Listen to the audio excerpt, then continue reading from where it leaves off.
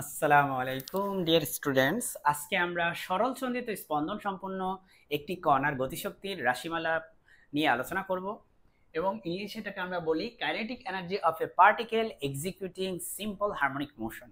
ওকে, so এমন একটা পার্টিকেলের আমরা আলোচনা করব যে পার্টিকেলটা সিম্পল হারমোনিক মোশন এক্সিকিউট করে এবং সেই পার্টিকেলের আমরা কাইনেটিক এনার্জি নিয়ে আলোচনা করব আজকে। তোমরা জানো মাই ডিয়ার স্টুডেন্টস, তোমরা জানো যে কাইনেটিক এনার্জির ফর্মুলা কি। কাইনেটিক এনার্জির ফর্মুলা হচ্ছে k is equal to half mv square. অনেকে কাইনেটিক এনার্জিকে এভাবে লেখে, অনেক বইতে এভাবে লেখা আছে, অনেক বইতে শুধু কে দিয়ে লেখে, অনেক বইতে টি দিয়ে লেখে। এগুলো কোনো ব্যাপার না মাই ডিয়ার স্টুডেন্টস, কি দিয়ে তুমি প্রকাশ করবে সেটা নিয়ে তুমি কোনো প্রকার কনফিউজড হবে না, একভাবে লিখলেই হয়েছে, ঠিক আছে। সো আমি এখানে কে দিয়ে লিখছি, আমি এখানে চাইলে ই কে দিয়ে লিখতে পারতাম, ঠিক আছে, এটা কোনো ব্যাপার না, এগুলো কোনো বড় বিষয় না। তাহলে ডিয়ার স্টুডেন্টস তুমি দেখো কাইনেটিক এনার্জির ফর্মুলা আমরা জানি half M V square, right. সেখানে আমরা যদি ধরে নিই যে আমাদের যেই সিম্পল হারমোনিক মোশন এক্সিকিউট করে সেই পার্টিকেলের যেই ডিসপ্লেসমেন্ট বা সরণের রাশিমালা আমরা যদি ধরে নিই যে এটা হচ্ছে এ সাইন ওমেগা টি প্লাস ফাই, ধরো আমরা এটা ধরে নিছি, তাহলে ভেলোসিটি কিভাবে বের করে? সরণকে একবার ডিফারেন্সিয়েশন করতে হয়। সরণকে একবার ডিফারেন্সিয়েশন করলে, এটাকে যদি তুমি একবার ডিফারেন্সিয়েশন করো, এ কিন্তু কনস্ট্যান্ট, তাই এর এ থেকে যাবে।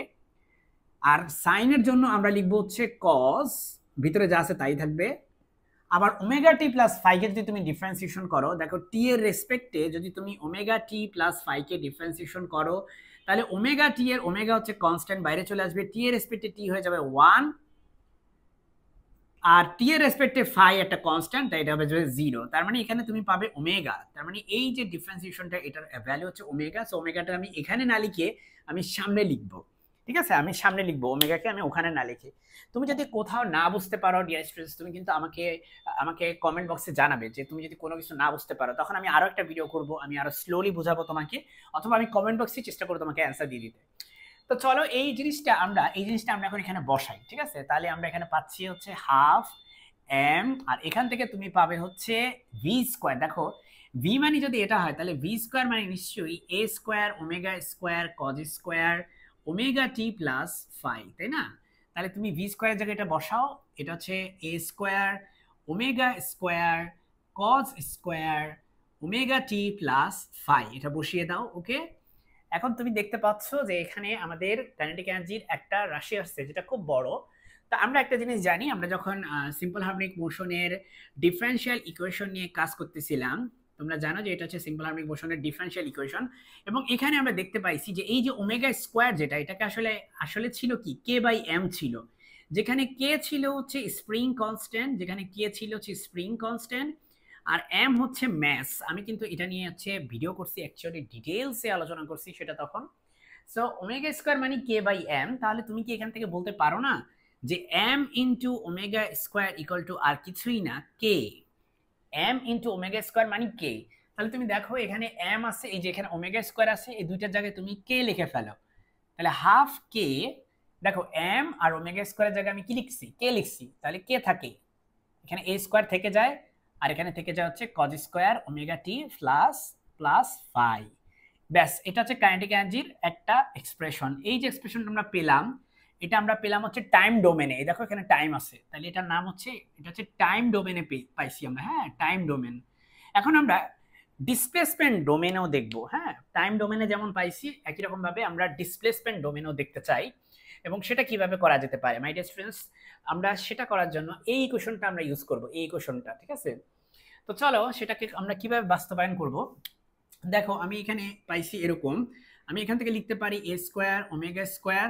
এই জায়গায় কি লেখা যায় মাই ডিয়ার স্টুডেন্টস? এখানে কি লেখা যায় তুমি দেখো, কজ স্কোয়ারকে তুমি লিখতে পারো 1 মাইনাস সাইন স্কোয়ার, কজ স্কোয়ারকে তুমি লিখতে পারো 1 মাইনাস সাইন স্কোয়ার, তাই না? দেখো আমি কজ স্কোয়ারের জায়গায় লিখছি 1 মাইনাস সাইন স্কোয়ার। তাহলে আমরা এখন একটা গুণ করে দিই, এ স্কোয়ার ওমেগা স্কোয়ার।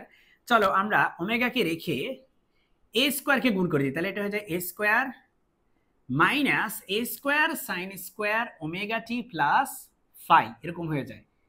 ওকে, এ স্কোয়ারকে গুণ করে দিচ্ছি। এখন তুমি দেখো এখানে এই জিনিসটা কি, এই জিনিসটা এটা কি এক্স না? দেখো তো X equal to A sine omega T plus phi, তাহলে এখানে এর উপর স্কোয়ার আছে, এটার উপর স্কোয়ার আছে, তার মানে এটার উপর স্কোয়ার দিতে হবে, তার মানে এই জিনিসটা আসলে এক্স স্কোয়ার। হ্যাঁ, তাহলে তোমার ভি স্কোয়ার ইকুয়াল টু কি হইলো বলো? ভি স্কোয়ার ইকুয়াল টু হয়ে গেল ওমেগা স্কোয়ার। এটাও কিন্তু আমি ভিডিওতে আলোচনা করছিলাম আগের ভিডিওগুলোতে। সো এটা হচ্ছে V equal to omega into root over A square minus X square. দেখতে পেলে? ভি ইকুয়াল টু কি লিখলাম? Omega into root over A square minus X square লিখলাম। তাহলে দেখো এই যে কাইনেটিক এনার্জির যে ফর্মুলা, একটা তো আমাদের এটা আসছে তাই না, একটা আমাদের এটা আসছে। তো আমরা দেখো কাইনেটিক এনার্জির যে ফর্মুলা, মূল ফর্মুলা, সেটা হচ্ছে কাইনেটিক এনার্জি ইকুয়াল টু হচ্ছে হাফ এম ভি স্কোয়ার, তাই না? সেখানে হাফ এম, এই যে ভি স্কোয়ারের জায়গায় তুমি এটা লিখবা, ভি স্কোয়ারের জায়গায় কি লিখবা? দাঁড়াও আমি একটু অন্য একটা কালি নিই। এই যে ভি স্কোয়ারের জায়গায় তুমি এটা লিখে ফেলো। তাহলে ভি স্কোয়ার ইকুয়াল টু কি হচ্ছে? ওমেগা স্কোয়ার ব্র্যাকেটের ভিতরে এ স্কোয়ার মাইনাস এক্স স্কোয়ার। দেখতে পেলে? তুমি বলো তো মাই ডিয়ার স্টুডেন্টস, একটু আগে আমরা আলোচনা করছিলাম যে এই যে এম ওমেগা স্কোয়ার, এটা ইকুয়াল টু কে না?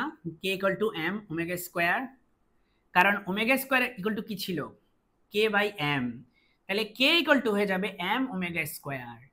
দেখো my dear students, M omega square জায়গায় আমি কে লিখতে পারি। এই যে এম ওমেগা স্কোয়ার, এটার জায়গায় আমি লিখবো কে, এই যে স্কোয়ার মাইনাস এক্স স্কোয়ার। তাহলে তুমি দেখতে পাচ্ছ কাইনেটিক এনার্জির আমি আরো একটা এক্সপ্রেশন পেলাম, এবং এটাকে আমরা, এটা হচ্ছে যেমন টাইম ডোমেন, এটা হচ্ছে এই যে এক্স থাকার কারণে এটা হচ্ছে ডিসপ্লেসমেন্ট ডোমেন। হ্যাঁ, ডিসপ্লেসমেন্ট বা হচ্ছে তুমি বলতে পারো এটা স্পেস ডোমেন আমরা নিছি, স্পেস ডোমেন।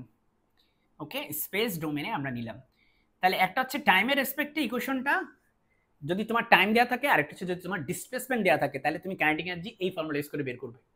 যদি তোমার টাইম দেওয়া থাকে তাহলে এই ফর্মুলা ইউজ করবা, যদি তোমার ডিসপ্লেসমেন্ট দেওয়া থাকে তুমি এই ফর্মুলা ইউজ করবা। সো কাইনেটিক এনার্জি আমরা এই ভিডিওতে বের করে ফেললাম। আমরা পরবর্তী ভিডিওতে পোটেনশিয়াল এনার্জি নিয়ে আলোচনা করব, তারপরে আমরা টোটাল এনার্জি নিয়ে আলোচনা করব, সিম্পল হার্মোনিক মোশন এক্সিকিউট করে এমন একটা পার্টিকেলের টোটাল এনার্জি নিয়ে আলোচনা করব। তোমরা আমাদের সাথে থাকো এবং আমার চ্যানেলটি সাবস্ক্রাইব করে রাখো যাতে পরবর্তী ভিডিওগুলো তুমি পেয়ে যাও। আসসালামু আলাইকুম।